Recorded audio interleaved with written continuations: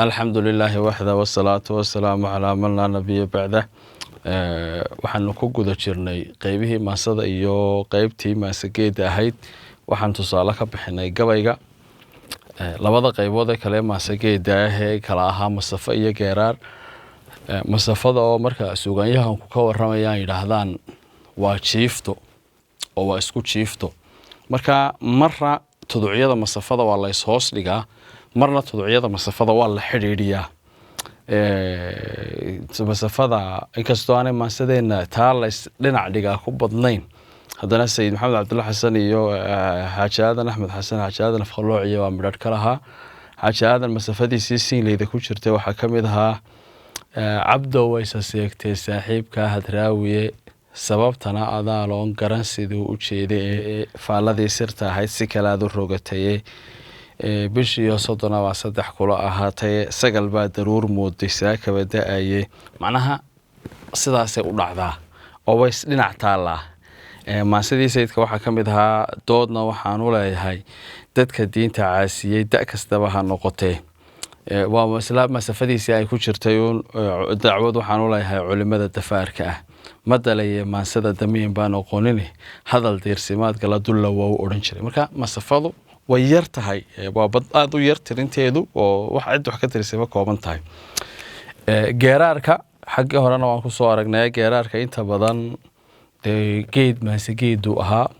oo geeraaradii nabadeynta laga qayb qaatay waxa kamid ahaa geeraarkii uu tiriyay caanka ahaa Allah u naxariistay xaajeen salaan carabi geeraarkii wartalo colka jooja marka geeraarkaas oo kale maasageed buu isaguna ahaayo geeraarku wakii waayeelku tirin jiray buu ahaa nin caleentii cadaatiyo caali reer la yaalo iscufaayo golaayo cararaya hadhow iyo caamada carabkan ku hadlaya caamadan garanayne kala cawdu bilaysto wartalo colka jooja geeraarada mararka qaarna iyadoo geedka la joogo oo hadii alla ku rooyahay aan wax weyn balahayn rag sidooda isaga sheekaysanayaan ama isaga xifaaltamayaan oo kaftamayaan ayaa fardaha lagu amaani jiray waxna waa inta ugu badan geeraarku wax sheegmada weyn gabayga gali jiray haday dardaaran tahay haday goobaaba tahay haday dagaal galin tahay haday laakiin inta badan isagu wuxuu ku soo arooraa fardaha iyo maaragtay oo geerarada ugu badan ee fardaha lagu amaanay waxa kamid ahaa hadii alla ku rooyahay geeraarkii quruxda waa isxal qiimana waa u taleexi quwadna waaba u ka qorshana waa aragtaan waa geeraarkii uu ku amaanayay faraskiisii la oran jiray xamar qaayib waxa kamid ahaa kuwa sayidku ku amaanayay fardihiisa waliba geeraar dheer oo inta badan uu waxa doo eriyanayo wax ku haabadka qoobka ma arso wahwala jeeyuhu warwaraay ma arso wahwala marka inta ugu badan geeraarku wuxuu isaga hawn waxa mar lagu kaftamo ama hadii la ku rooyo laakiin maasada geedka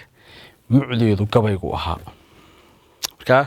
maasada geedka oo gabayga mucdeedu ahaa ayanu labadan la ku ladnay maadaama ay waayeelka iyo wax kale ku tirin jireen inta badan golaha dhalinyarta aan iyagu gaari jirin marka maasageedo maasagolaha oo kale horena sidaan qeexida u soo sheegnay hore tusaalayaasha u soo bixinay waa maasadii golaha waa maaso dhalinyaro waa maaso laba unbu golahu u qaybsababa nuri golaha awlaad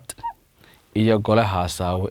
marka waa goob shaqo lagu qabanayo shaqadii dhalinyartu qaban jirtay ahayd geel bay waraabinayaan geel bay fulinayaan geel bay foofinayaan hadii la ku rooyay beer bay qodayaan hadii la ku rooyay waxay hayaanuun wax shaqo la xidhiidha oo hawl bay ku foogan yihiin marka maasada hawshay tii xoolaha ahayd tii beerta ahayd ama tii kale ee ma aragtay sidoodaba haday xataa beerta marka la gooyo haruurka la tumayo tahay maasada la tiriya iyaduna maasadii ahayd maaso gola oo waatan tusaalayaasha ka soo qaadanay geel oo kale marka la waraabinayo inamada ceelalyada ay soo wadaan inamada geela soo wada markay la hadlayaan geela waxay ku yiraahdaan ceelkii waa kane ceelalyada hore ciidan adag iyo cid ma kulahayd qoladii geela ceelalyada u saad ceelalyada waa cid geela ceelka kaga horeysay oo si agaasintay oo si hagaajisay halka geelu ku cabeeyay darka u sii biyeysa sidii sagal roob oo si sanu daay waa sugaynay geelu sabadii maysa soo simay heesta beertoo kale iyaduna ka mid ah isagoo dibiga la hadlaya ninku buu leeyahay haybow harkii weeye habeen weli weeye hawshii dhiman weeye hakradaa duqan weeye cagta hoosta ka qaado horhore socod weeye mar labaad isagoo dibiga la hadlay uu leeyahay marka reerka la joogo raggu waa isku rag uundhe marka beerta la joogo qaar baa riyo nuugo xagga reerka u yaaca maasada dee waa badan tahay haddii alla ku roon yahay saddexda jaade adhi iyo geel iyo lo iyo gamaanba maasa golaha waxaa ka mid ah golaha hasaawe waa shukaansi ama sidoo kale inta badan dhalinyartu xilliga guga guurka ugu badani dhici jiray laga nasan jiray xoolahan meesha dheer loo daaqeynaya ee meesha dheer loo waraabgeynaya ee meesha fog loogu sahaminayo markay ka nastaan ay ku gudaa inta badan guurar ku dhici jireen ama maasada hasaawuhu ciyaar dhaqameed la xiriiri jirtay marka mid lagu kaftamo haddii alla ku roon yahay mid la isku waaniyo mid wax la isugu sheego mid way badnayd mid la isku amaano sidii baradho laga beeray meel bana biyuhu dhex fadhiyaan bil dayreed bilaahi calayk bashbaatiin buu ninkii hablaha la hasaawi ku yidhi heesta waynu kala beelabeelowna bilanay ma nabad baa waa balaysinka heesta ciyaaraha lagu soo geli jiray waxaa ka mid ahaa nabaad soo bixiyo naqroobu eegay nimcoy horta nabad ma sheegteenay qaarkood la isku kaftamo oo haddii alla ku roon yahay la isku halxidhaalayaa jiri jiray ninkuu inuu rujoon yahay ragga kale ka wan yahay sacabka raabaqaadkiisa iyo reenkaad ka garataay deedna isagaa ku yidhi dhaanaad rogaal celisiiyo adhibaad ku raxan raadoo rag liibaad la dhali weydee ruuxaagu maad yarid inantii baa mar kale isagii baa kusoo noqday wuxuu xaggan gebi xaggani waa gidaar adag xaggan gaadh dablaandhiga caawaba halkaad mari kadib bay tidhi walla inaan cerka u bixi sida haadcaga halaalin ceeryaama kugu noqonoo ciddaa tahay ku daydayo cawadowda lagu guri marka maasada hasaawuhu marna halxidhaala isaga badnayd oo wiilka iyo gabadhu way halxidhaalayn jireen waxaan tiray 10 ka gaadhaynoo tarmaynin tagaynin taa sheeg deedna waxay tiri waxaan tiray 10 ka gaadhaynoo tarmaynin oo tagaynin waa 7 ayaamood waxaan muuqan meel la kaa jirin oo muskeyna ku meeray maad garan waxaan muuqan meel la kaa jirin oo muskeyna ku meeray waa mowd wax la cunay oo carabkiiyo dabnaha maray oo aan calool galin carasheeg hadaad garan wax la cunay oo carabkiiyo dabnaha maray oo aan calool galin weylow cadayga weeyaan bay tiri eriyaa waaga malaha dee xanjada iyo waxaa kale lagu calaliya la tufaa ma jirin maasada sawle maasada goluhuna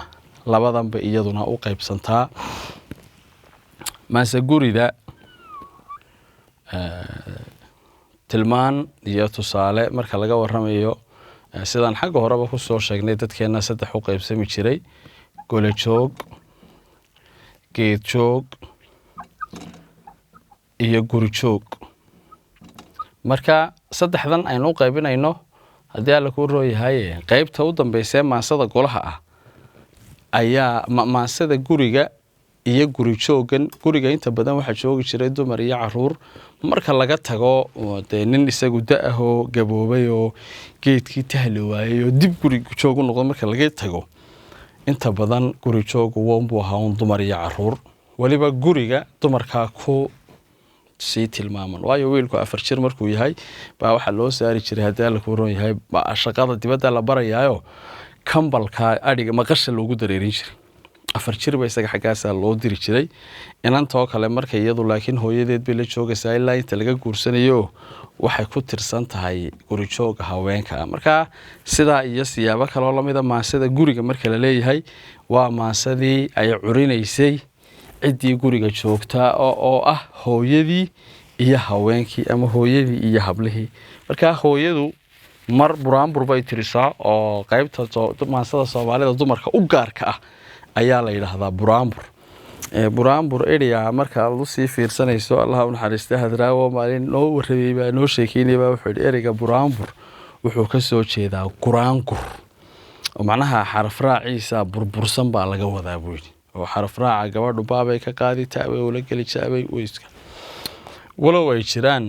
buraanburo dhisan oo xaraf raacoodi iyo wuxuu leeyihiin qaar isla hoomiisa ama si fiican loo isugu sargooyi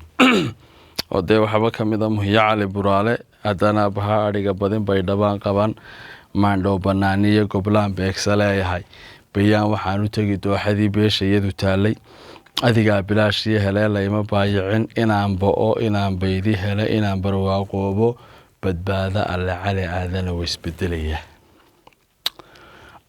marka buraanburka laga yimaado maasada guriga waxa kamid ah shaqadii haweenku guriga ku qabanayeen haday harar sameynayaan haday kabad sameynayaan haday alool sameynayaan haday haan ma aragtay lulayaan haday hadhuur tumayaan haday ma aragtay midxinka iyo walihii ku ridqayaan hawl aqalka la xidhiidha markay qabanayaan waxay adeegsan jireen hees u gaar haday xataa caruurta sabaaleynayaan marka isku duubnid heesaha taa caruurta lagu sabaaleynayo ee dhaxtaalka luuqdeedu iyo hobeeya hobaala wanaagsanoowa ka soo seexoy subeexa ka soo dhuumoy dhurwaaga dharaartii buu socdaayo dhulku dhabadhootiyayo dhalaamada uu gurtaaye ka soo dhuumoy dhurwaaga heesaha caynkaas oo kale baa waxa la oranayaa waa heestii waa maase guri ama waa maasadii guriga iyo haddii alla ku rooyahay agabkii la xiriiriyay waxa la mid ah mooyaha lagu tumo mooyaha magacii calaliya ceel tiratibahana culus iyo caban baa la yiraahdaa waxa kamid ah isla uunta haanta oo kale markay haweenku doonayaan inay lulaan haanta gacantayda kuma goosan gacalkay imuusinin waa gorof an xooleeyay oo guri ka soo qaaday naafududo ma fayoobido oogaya fara kuguma yaaliin hilaygiina lama furine ma furka laga nuugay waa maasadii guriga tii lagu geedba geedka u dheer laga garaaciyay galool muday mulaaxdiyay waa iyadana waxa kamid ah heesaha kabada kamid ahay heesaha aloolka oo kale waxa kamid ah dab nooleeya duur qalin duca wanaajada walaalkiyo heesaha cawska lagu sameeyo iyagana lagu dareeriyo cawska markay haweenku dareerinayaan waxa kamid ah cawskan oo sabool diido waqaan suuqa lagu dhiginay sodan lagu baayicinay ya sameeyay lagu oranay baa kamid ah waa inta dambe iyo intaan isugu imanayno maasa gaban waxaan idinkaga tegaynaa assalaamu calaykum waraxmatullaahi wabarakaatuh